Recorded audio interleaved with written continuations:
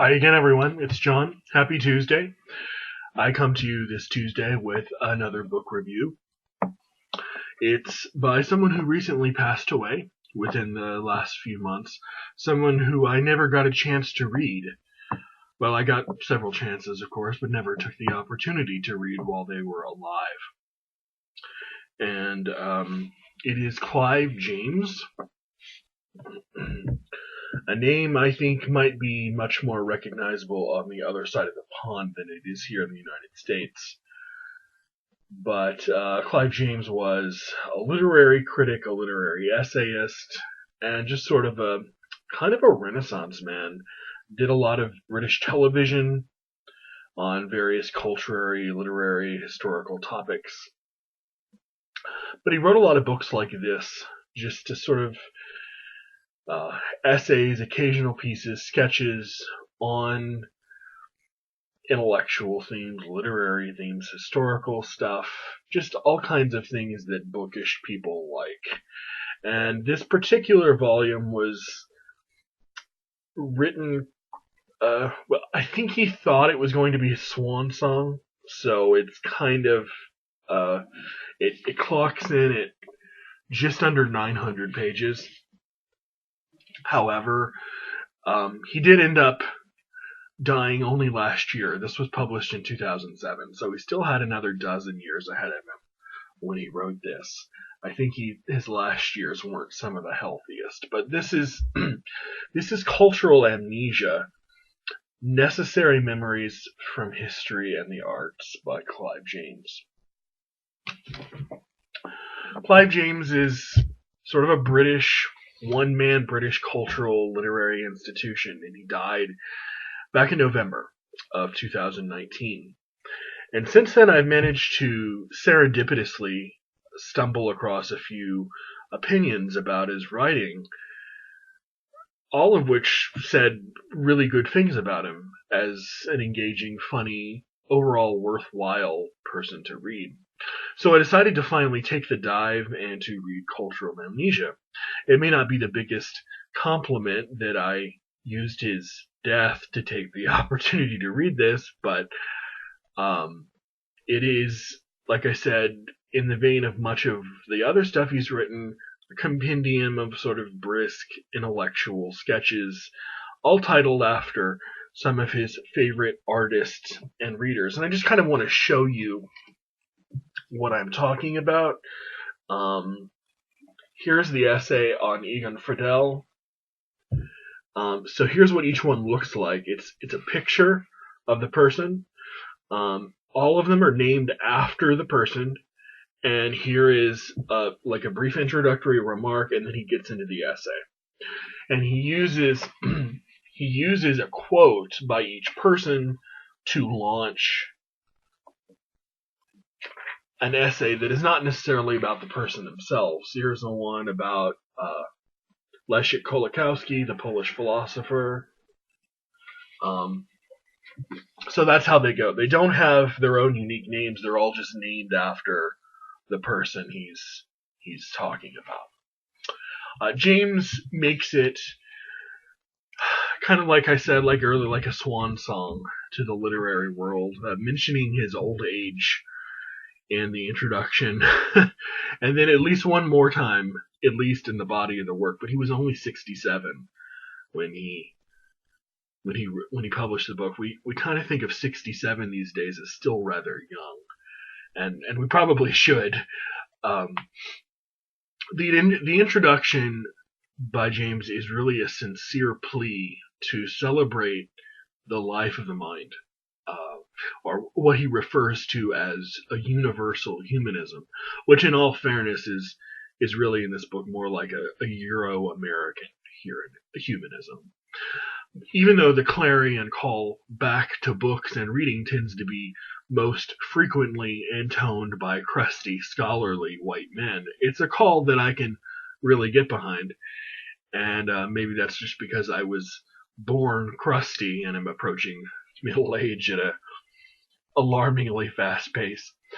I wonder why the book was put together the way it was, though, as a series of essays inspired by quotes by a particular person, and then ordered alphabetically by said person's last name.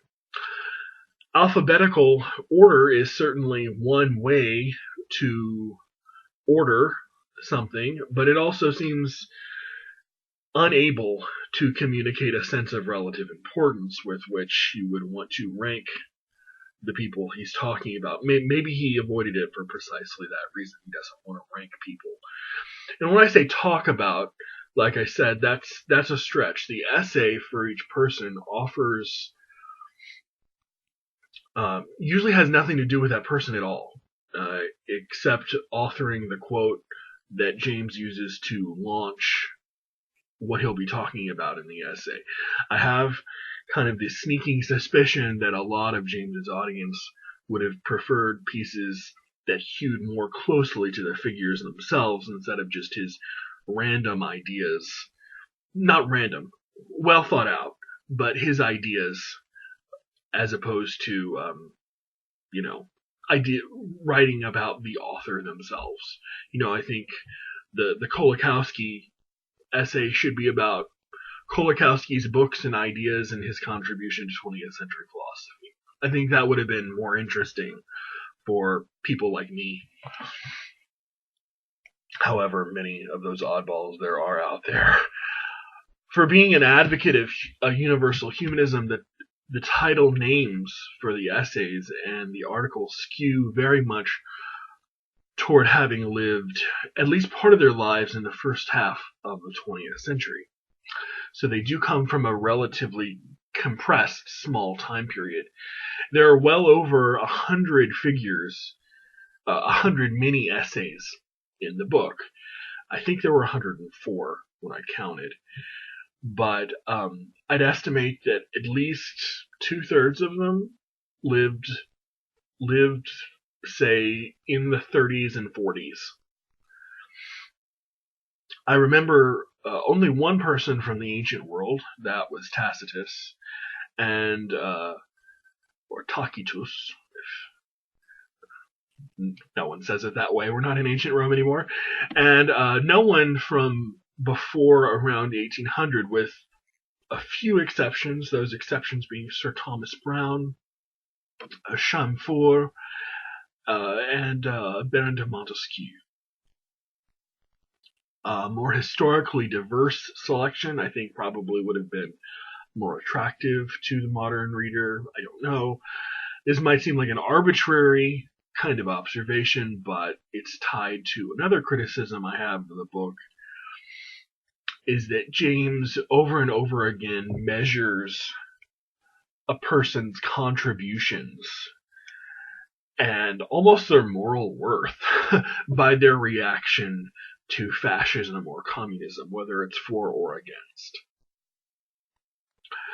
I would have, I guess, no problem with my personal reaction to the political horrors of the 20th century or my own time consuming a few pages of my biography, but it seems like James's assessment of some of these people, especially the more minor figures that the average person doesn't know much about, really revolves around how they acted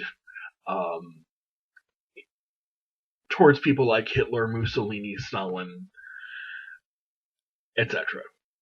This gives the book an overall patina of being about unsettled political scores than it does the celebration of the humanities that it claims to be.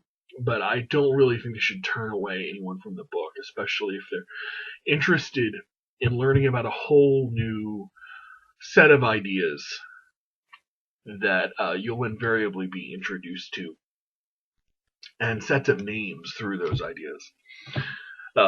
Like I said, despite all the criticism, there's really a lot to praise here. Even the most literate and cultured of readers, I think, is going to be guaranteed to encounter a dozen or two, at least, names with which he or she was heretofore unfamiliar. For me, a partial list of these names would include, in alphabetical order, bien sûr, Peter Altenberg, Gianfranco Contini, Egon Friedel, Egon Friedel, by the way, a polymath whose spirit pervades the book, and over whom James is always fanboying. It's like his Egon Friedel is like his ideal of a self-made polymathic savant.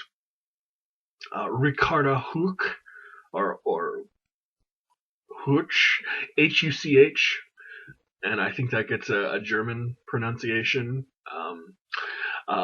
Alexandra Kollontai, Alfred Polgar, who is another one, probably his favorite writer, who pops up again over and over again in the essays as, in his estimation, in James's estimation, one of the best stylists in the French language.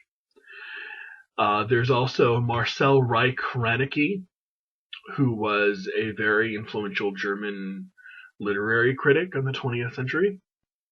Karl Czupik and Karl Zuckmayer. Of course, James has such a way with words on every page. He's quite a writer. He's very often funny and witty and biting. Sometimes mean, but very often not mean. That there's a book you've never heard on every other page that you just want to add to your already near infinite reading list. Unfortunately, on Cursory Look, when I went to go look at for some of these books on my favorite websites, most of them appear to have never been translated into English. Of course, that's something Clive James would do. He was very proud of himself for knowing multiple languages. Or will cost you a few mortgage payments to acquire. But, what's 4 figures in the pursuit of self-betterment, right? For Clive James, what may seem like the pursuit of cloistered self-betterment and self-amelioration really spilled over into the interests of the world. Exposing ourselves to more books and ideas has its own rewards, but it may also be able to eventually make the world just a little bit better of a place. And there's no more impassioned amateur better equipped to remind us of this than Clive James himself. So if you've read any Clive James, whether it be Cultural Amnesia or anything else, or if you have one of his documentaries to recommend, we'd love to see one of those. I've never had the pleasure. Cultural Amnesia, Necessary Memories from History of the Arts by Clive James. I will see you next week. Bye, everyone.